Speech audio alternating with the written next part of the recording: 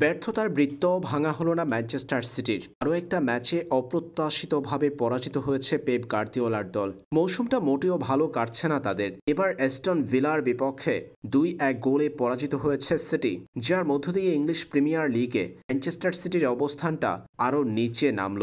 সিটিকে টপকে উপরে উঠে গেল অ্যাস্টন ভিলা। প্রতিপক্ষের মাঠে চরমভাবে ব্যর্থ হয়েছে ম্যানচেস্টার সিটির আক্রমণ ভাগ। ভিলা পার্কে এদিন ম্যাচের 16তম মিনিটে দুরানের গোলে এগিয়ে যায় অ্যাস্টন ভিলা। প্রথমার্ধে 1-0 গোলে পিছিয়ে পড়ে ম্যানচেস্টার সিটি। দ্বিতীয়ার্ধে অ্যাস্টন ভিলা এগিয়ে গিয়েছিল 65তম মিনিটে। 2-0 গোলে এগিয়ে থাকা অ্যাস্টন ভিলা শেষ অংশে 93তম মিনিটে এক গোল হজম করেছিল, তবে তাতে তাদের জয় বাধাগ্রস্ত করতে পারেনি। ম্যান সিটির হয়ে একমাত্র গোলটি করেছেন ফিল ফোর্ডেন। ম্যাচের 93তম মিনিটে গোলের দেখা পেয়েছেন এই ইংলিশম্যান। তাতে লাভ হয়নি একটুও। অ্যাস্টন ভিলার বিপক্ষে হারের মধ্য দিয়ে প্রিমিয়ার লিগের ম্যাচটি শেষ করেছে ম্যান সিটি।